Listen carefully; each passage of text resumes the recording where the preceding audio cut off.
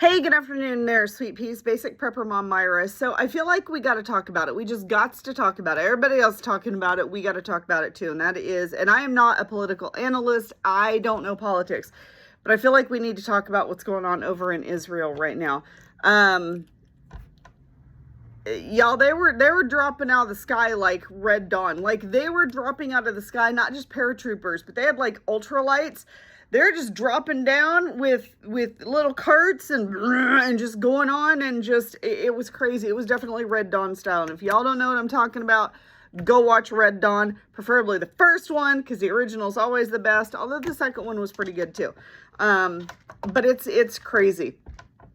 But how is this going to affect us and what's going on? So without talking politics or anything, how is this going to affect us? Well, I think there's a lot of different ways that this is going to affect us. First of all, do we as a country send help over to Israel?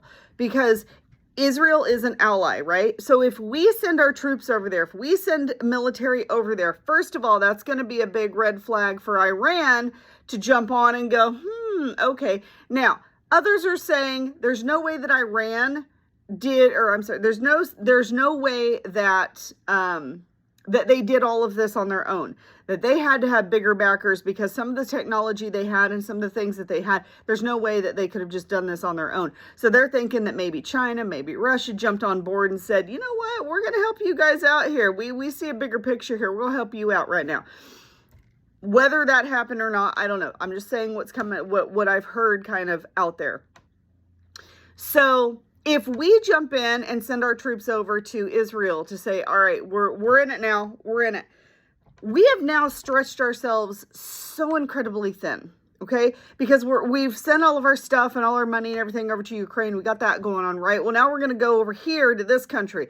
What does that mean for us here in the U.S.? Well, that means that we are kind of left high and dry, to be quite honest. We don't have the resources that we should. Now, do you think for one stinking minute that there aren't sleeper cells here in the U.S. right now? Oh, you know there is. And I actually posted a short video on my personal Facebook page about this. Everyone that's coming across illegally, they aren't just Mexicans. The Mexicans aren't necessarily who I'm concerned about. To an extent I am, but not so much. And before you say, oh my God, she said Mexican, she must be racist. I am married to a Mexican Navajo dude. So I'm just saying, okay? I am not racist. I'm just saying they're from Mexico. There are Mexicans from Mexico. That's not the only illegals that are coming through. There was, of course, this huge horde of young Chinese men that came through. Imagine that. Not a lot of women came through, but boy, young Chinese males were coming through. Interesting. We've got other countries here too. Do you not think for 1 minute that there are sleeper cells here that are just waiting for us to be diverted overseas and to be looking over in this direction and not paying attention to what's going on here in our country? I think that's what's happening right now. And I think that we are going to see some bad stuff in the next few months.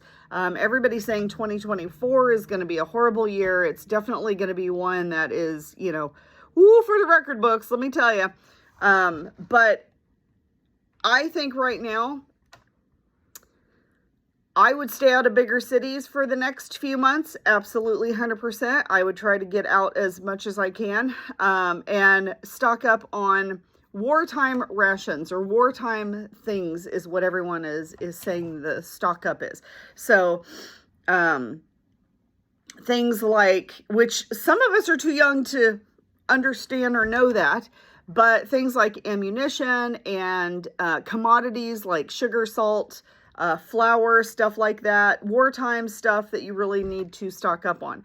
I don't know about y'all, but I feel like we're on a deadline. Like I feel, and I don't mean to say any of this to scare anybody, to fear monger, anything like that. I'm just kind of relaying some information and then putting my opinion. This is my opinion, my own opinion, my own feelings. I feel like we're on a countdown, y'all. Like I feel like we are really on a countdown. And I kind of feel like that we only have this year. Like at the end of the year, not that I'm saying that by January 1st of 2024, there's going to be some big thing and that's it, here we go. but I do feel like we're running out of time, and I do feel like that this year is kind of going to be the last full, I don't even know how to say this, the last full year of being able to get everything that we need or everything that we want, and to be able to purchase and buy anything. I know that sounds very vague, but like, I feel like after this year, we're going to start seeing shortages, basically is what I'm saying. Like right now, things are available. We can buy them. Okay. Right now, status quo. Everything is still okay. We're heating up, but everything's still okay. I feel like after this year is when we're really going to start seeing shortages. And I had said before that I think probably spring is when we're going to start seeing like food shortages. I think medication shortages are going to be a little bit before that, but that's just my thinking. So I would say continue to stock up, continue to stockpile what you can. There is definitely a need for self-sustainability and self-reliance, but I think more than anything right now, stocking up and storing up as much as you possibly can is very important. I think the self-reliance, and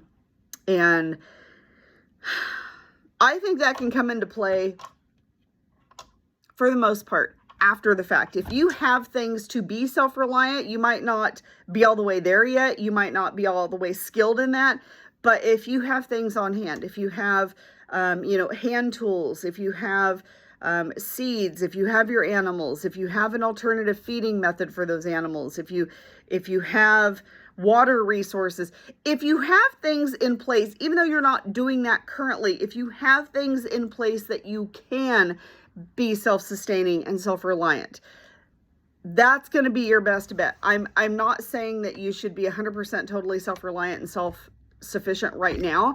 I don't think the majority of us are, including myself, but I do think that every one of us should have some resources stocked up to allow us to be self-sufficient, to allow us to be self-sustaining, to allow us to help someone else do the same, whatever.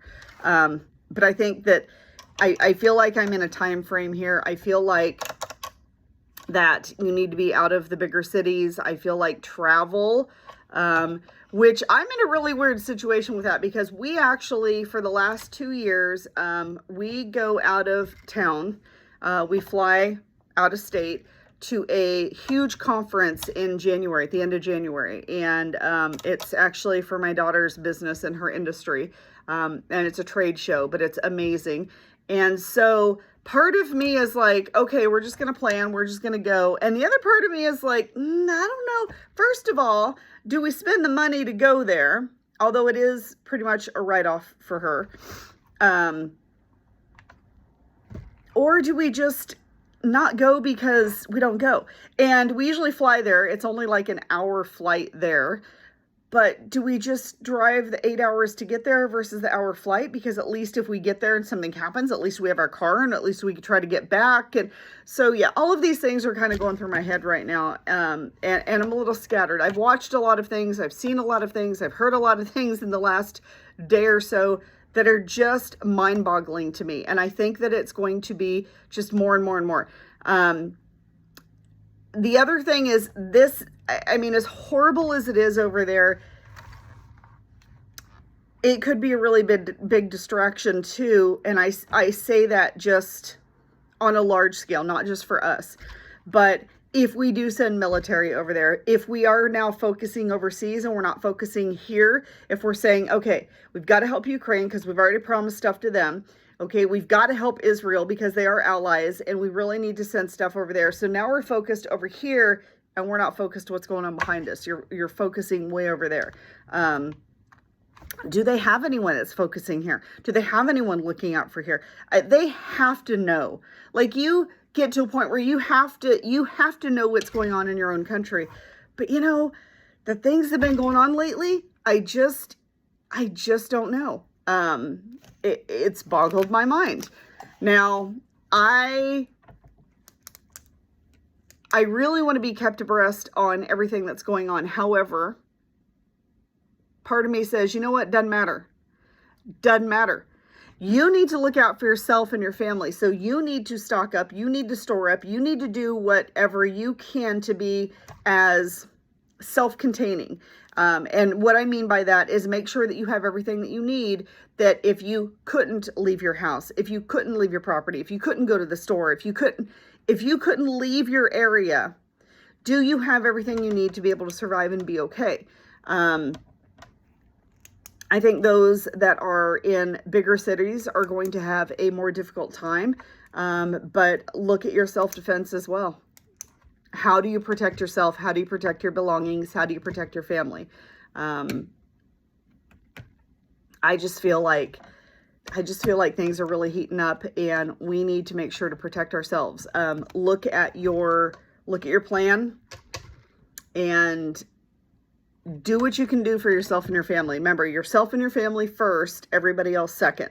And that's what I'm going to do. I'm going to continue to stock up and store up. My mom actually lives out of state. She only lives, it's about a 3.5 hour drive from us, but she does live out of state. And thankfully she lives in a very small desert town. However, about, I want to say an hour and a half, maybe. I don't even think that. From her is a major military base. That concerns me. The other thing is the community where she lives at is a huge agricultural community. I mean, there is just fields and fields and fields and fields of ag. They do some corn, but they mostly do alfalfa, grass hay, and onions. Onions are huge, like big onion fields. And they do some organic, non-GMO, like kale or chard or something like that. Not huge, but anyway. They're a big ag community. So being a large ag community that you can obviously see from the air, that fields and fields and fields and fields and fields of agriculture, and you know how big it is, and you've got huge warehouses there.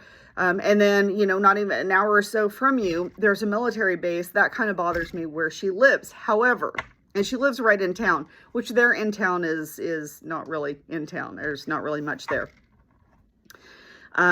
So my goal is to stock her up with as much as she will need so that she doesn't have to leave her house if she doesn't want to. And then looking at her, she's an older lady, so looking at her self-defense is going to be a little bit different than our self-defense, but getting something that she can, feel safe with, that she could help protect herself, or that she could protect herself with, that's easy for her to use. But for the most part, to make sure that she has food and medication, that she stays warm, and that's going to be pretty much about it. That if we had to get to her, like I said, 3.5 hours, we're there. We've got about four different ways that we could get to her. One of them is a really long way around, but realistically there are about 4 different ways that we could get to her if we needed to. So there are options there, and that's kind of what I think we need to look at with our families too. Anyway, make sure you have a plan to get back home. Make sure that everyone has their go bags ready. Make sure that everyone has, if you work in an area, I would say if you work over an hour away from your house, if you are over an hour commute to get back to your house from work, I would definitely have a go bag in your vehicle. We don't necessarily have go bags in our vehicles, but we only work about 10 minutes from where we live. Drive time is 10 minutes. Like literally, it's just a straight shot to our house. So we're very fortunate that way.